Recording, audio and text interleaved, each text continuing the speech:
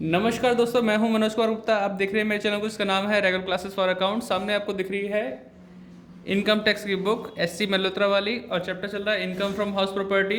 अभी क्वेश्चन चलेगा 24, जो कि आपके सामने यहाँ दिख रहा है। अगर आपको कम दिखाई दे रहा है, इसमें साफ नहीं दिख रहा, तो स्टैंड को हम नीचे कर देते हैं जिससे कि आपको क्लियर दिखाई दे। ठीक है।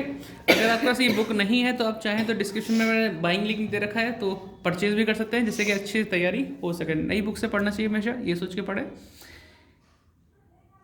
A owns a residential house property. It has two identical unit, मतलब A के पास एक हाउस प्रॉपर्टी है जिसमें दो एक जैसी यूनिट है, यूनिट 1 और यूनिट 2।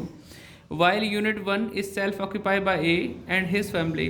पहली यूनिट जो है उन्होंने अपने लिए रखी है, जिसमें खुद रहते हैं, उसकी फैमिली रहती है, ए की फैमिली।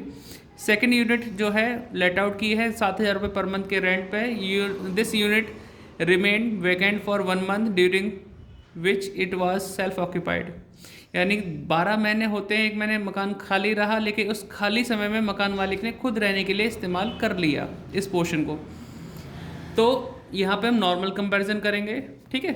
म्यूनसिपल वैल्यू हमें दे रखी है ऑफ द प्रॉपर्टी, पूरे प्रॉपर्टी तो एक ही है, उसी की म्यूनसिपल वैल्यू 125,000। स्टैंडर्ड रेंट है 135,000। फेयर रेंट है 1,50,000।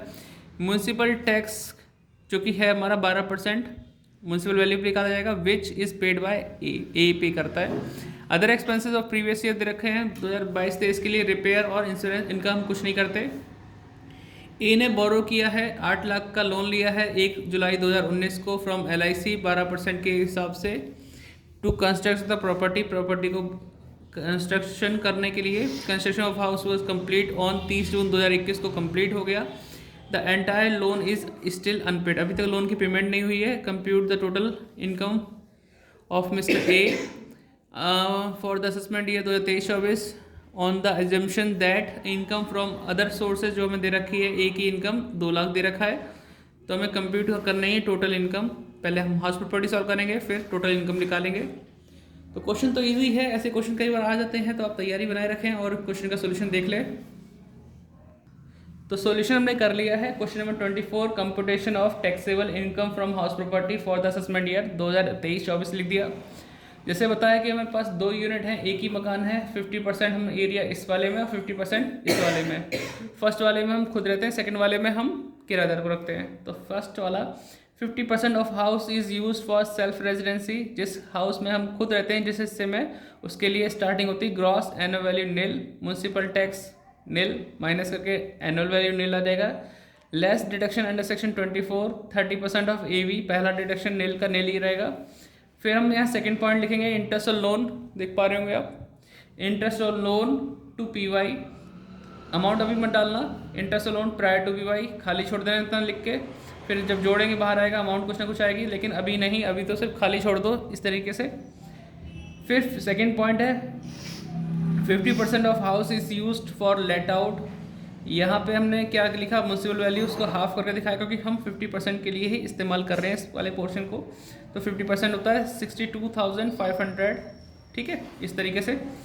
फेयर रेंट 1,50,000 का 50% निकाला 75,000। एक्चुअल रेंट है हमारा 7,000 रुपये पर मंथ, एक महीने खाली रहा तो 11 महीने किराया मिला हमें, तो 7,000 मल्टीप्लाई 11 77,000 आ गया। स्टैंडर्ड रेंट 135 का 50% निकाला 67,500। अब जब स्टैंडर्ड रेंट होता है तो हम कहते हैं म्यूनसिपल वैल्यू और फेयर रेंट में से ज़्यादा क्या है, ये है 75, लेकिन ये अमाउंट तो इससे भी ज़्यादा बैठ रही है स्टैंडर्ड रेंट से, तो उस केस में स्टैंडर्ड रेंट ही आपका क्या कहलाएगा, एक्सपेक्टेड रेंट। फिर एक्चुअल रेंट जो था वो सेम टू सेम लिख दिया। अब इन दोनों में से ज़्यादा क्या है, ज़्यादा है 77, वो कहलाएगा हमारा gross annual value 77। Municipal tax minus किया, म्यूनसिपल टैक्स लिखा था म्यूनसिपल वैल्यू का 12% 7,500 आया, माइनस किया 69,500। लेस डिडक्शन अंडर सेक्शन 24, पहला 30% ऑफ AV, इसी अमाउंट का 30% निकाला। फिर सेकंड पॉइंट में इंटरेस्ट लोन टू PY आता है, और यहाँ interest loan prior to PY। अब इसको भी खाली छोड़ना, क्योंकि हम ये लिख के छोड़ देते हैं, फिर हम सॉल्व करते हैं अपने वर्किंग नोट में कि कैसे होगा, तभी हम इसकी अमाउंट डालते हैं। इसलिए मैं भी चाहता हूँ आप उसी तरीके से सीखें। वर्किंग नोट में हम लिखेंगे पहली डेट जिस दिन मैं लोन लिया 1 जुलाई 2019, वो दे रखी है। 30 जून 2021 को मकान कंप्लीट हुआ, उससे पहले हमारा 31 मार्च सेम इसी 21 में पड़ेगा, तो यहाँ तक हमारा प्रायर टू PY हो गया। 2019 में जुलाई से गिनोगे 6 महीने आएंगे दिसंबर तक के, फिर 20 में 12 और 21 में 3 आएंगे, जनवरी फरवरी मार्च वाले। टोटल 21 मंथ हो गए। 8 लाख का लोन लिया, अभी तक लोन पेमेंट नहीं किया, अरे स्टैंड में हाथ लग गया। तो 8 लाख का लोन लिया, 12% 96,000 आ गया। उसका हमने 12 से डिवाइड किया जिससे कि एक मंथ का इंटरेस्ट पता चले, इंटू 21 कर दिया, इंटू 1/5, ये नियम होता है। तो हमने ये अमाउंट फाइंड आउट की है 33,600। इसके 2 टुकड़े कर दिए क्योंकि 50% ऊपर वाला 50% नीचे वाला, तो 50% आ गया 16,800, 50% इसका ये हिस्सा 16,800। PY क्या होता है, प्रीवियस ईयर असेसमेंट ईयर से पहले वाला। असेसमेंट ईयर 23-24 था तो 22-23 आ गया। 8 लाख का 12% 96,000, फिर से वही 2 टुकड़े 50% के 48 आ गया। अब जो चीज़ हमारी पहले वाले हिस्से से रिलेटेड है वो हमारा पहले वाले हिस्से में चला जाएगा, ये PY में, ये प्रायर टू PY में। ये हिस्सा अगला नेक्स्ट 50% से रिलेटेड है, उस हिस्से में चला जाएगा। तो अब देखो ज़रा, ये और ये है ना, ये वाला 48,000, ये 16,800। मैंने पहले हिस्से में लिखा 48,000 16,800 लिख दिया। बाकी दूसरा वाला हिस्सा 50% वाला था ना, 1/3 2/3 होता तो क्लियर अलग अमाउंट आती।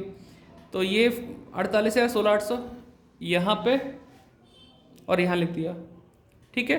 इन सबको टोटल करेंगे, पहले इसको बता देता हूँ। यह हमने टोटल किया, ये आया 64,800, नील में से माइनस किया, आंसर आया माइनस का 64,500, लॉस फ्रॉम HP। ये क्लियर हुआ। अभी तो चलते हैं, इन तीनों को प्लस करेंगे तो आएगा 85,650, और इसमें से अगर माइनस कर देंगे, इसलिए इसके नीचे लाइन नहीं लगाते, इसमें से माइनस करेंगे तो भी लॉस आ रहा है 16,150 का, तो लॉस फ्रॉम HP। दोनों पोर्शन से लॉस ही हुआ है, तो total taxable income from HP लिखने की कोशिश की, लेकिन दोनों में लॉस था, तो क्या आया 80,950 लॉस के नाम पे ये लॉस हुआ है। अब इसको कैरी फॉरवर्ड करके कैसे करेंगे सेट ऑफ, वो देखो ज़रा। ये नोट तो कर लिया होगा, देखो है ना, वीडियो पॉज करके नोट डाउन कर लेना। फिर हम आते हैं अगले पेज पे, तो यहाँ लिखा computation of total taxable income for the assessment year 23-24। और जिसको अगर रेफरेंस चाहिए तो इस क्वेश्चन का रेफरेंस 13 क्वेश्चन की वीडियो देख लेना, वहाँ भी ऐसे ही कुछ किया है, तो हेल्प मिल जाएगी। लॉस फ्रॉम HP 80,950 था। Income from other sources 2 lakh की इनकम थी। अब एक इनकम एक लॉस, तो प्लस माइनस करके हमारे पास इनकम आई 1,19,050 119,050। तो टोटल टैक्सेबल इनकम यही है, यही हमारा आंसर है। तो हो गया क्वेश्चन हमारा। बाकी आप बताना कि कोई डाउट हो, ठीक है, नोट कर लो आराम से। ये वाला पेज, ठीक, और ये वाला पेज वीडियो पॉज करके, क्योंकि 20 सेकंड पहले तो एंड स्क्रीन आने लगती है, फिर आप देख नहीं पाते। चलो मिलते हैं नेक्स्ट वीडियो में। आप डिस्क्रिप्शन पढ़ लेना और उसमें कुछ लिखा है वो पढ़ लेना। ऐसे ही हम रेगुलर वीडियो बनाते रहें, इसके लिए चैनल को सपोर्ट करते रहें। बाय, मिलते हैं बाद नेक्स्ट वीडियो में।